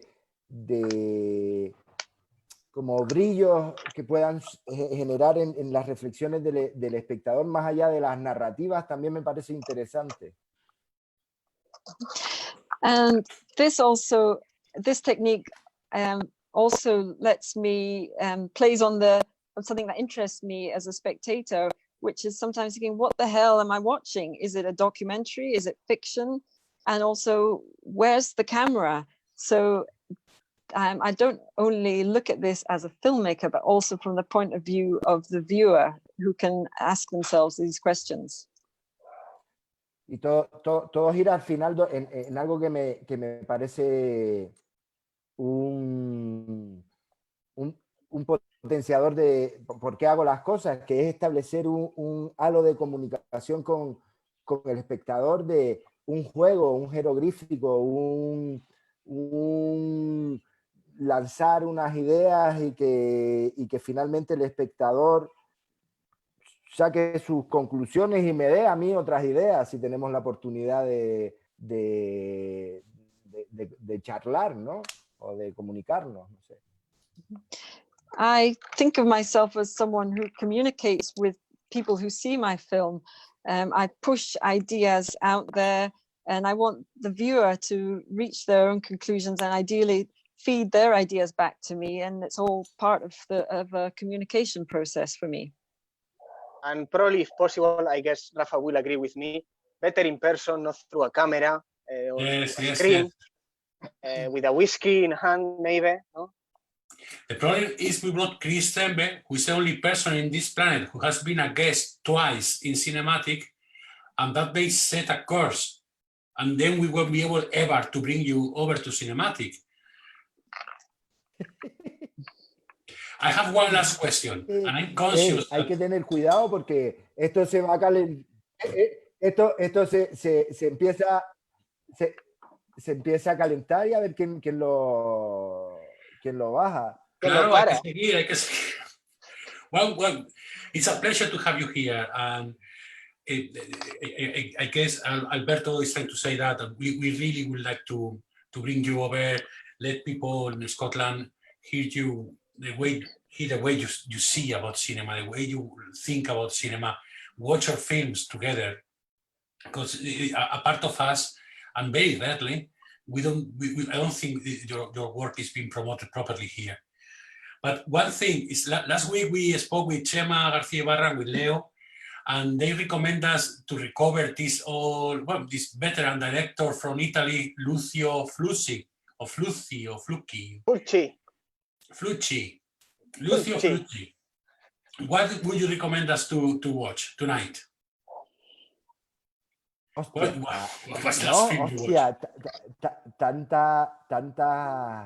tantas cosas en verdad, ¿no? Que de pronto, no, cosas que no sean obvias en principio, como descubrimiento, estamos hablando como de algo, algo particular que, no sé. It doesn't need to change my life forever. Something I enjoy. No, de pronto me vienen tantas cosas a la cabeza que me da tanto miedo decir unos porque se me duelan otros, ¿no? Que bueno, en realidad hay, por ejemplo, la página de Plat TV, está de puta madre porque unos autores, ¿no? Hay un montón de autores que hay un montón de material que de unos pasas a otros, ¿no? Y eso, ahí, yo qué sé, Alberto Gracia y tantos, ¿no? En verdad es como picar en unos te lleva a picar en otros, y ahí hay como grandes descubrimientos de cosas, de búsquedas interesantes y de cosas que está haciendo la cosa así, que está haciendo sus cosas así a nivel, hablamos de españoles, que maravilla, ¿no? Ahí, un buen sitio.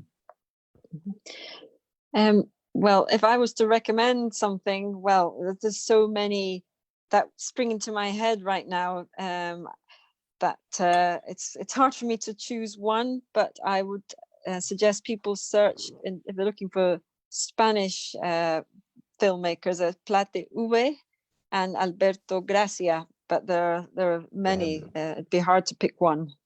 Yeah, we've been using it a lot, Panta, Plat.tv, Plat TV. I've never heard of it before in my life. Yes. But it's a website, no, it's brilliant because it goes very, very much with the lines of the philosophy of what we do. And we've been sharing films by Velasco Broca, Virginia García del Pino, Samuel Alarcón, that were in Plat TV, and redirecting people to David Domingo, wow. Sí, un viaje de gente muy interesante y creo que es un buen lugar para eso, para bucear y para ver cosas locas. Totalmente. Panta, ¿nos dejas frases míticas? Alberto, leave Fiona. Oh, sorry. Oh, just say that the Plat area is a great platform to search things and just find some really crazy stuff. I'm keeping como frase mítica eso that quote of like a mystical, no? Or like a mystical tripod, el trípode divino, the divine tripod. I'm keeping that. I'm keeping Arrimar la Cebolleta and mixing salsa and Catholicism. It's been an absolute pleasure, Panta, sharing this moment through screens. And I think it's not wishy-washy vocabulary. We have a formal indecent proposal that you know already to bring you to Scotland. and when the world is normal, we hope to fulfill that promise. El placer ha sido mío, en verdad. Muchas gracias por la invitación. Ha sido súper agradable. Y nada, saludos a ustedes y a todos los cineastas que han pasado por aquí y que hacen cosas maravillosas, y los que no, que también hacen cosas maravillosas y que saldrán por donde tengan que salir. Darle las gracias a ustedes y a ellos porque sigan haciendo lo que hacen con todas las movidas que tenemos, en verdad. The pleasure's been all mine. I'd like to thank you. It's been really enjoyable, and I'd like to say hi to all the great filmmakers out there who are doing great things. Thank you very much for sharing this with us. See you soon, Panta, ¿eh? See you soon. Nos vemos pronto. A ver si nos vemos en 3D friccionado, ¿no? Sí. Vamos I'm up for it. But you in Tenerife and me in Scotland. Let's do it. Vamos a ver, si no, vénganse ustedes para acá, que Tampoco estaría mal. Tampoco está mal. Muchas gracias, gente. Venga, and Fiona, thank you very much again for your help. You're welcome. Epic work. De nada. Fiona. Epic. I was afraid we are not insured to the pressure we are putting Fiona under. Eh? Yes. Anyway, and to everybody, thank you for listening. Thank you for watching. This is CinemaAttic Cuarentena Shorts. And we'll be here again next Sunday, like a course, forever and ever, every Sunday of your lives. Cheerio. Alberto, you want to say something? No, bye everyone. Enjoy your Sunday. Bye. Bye.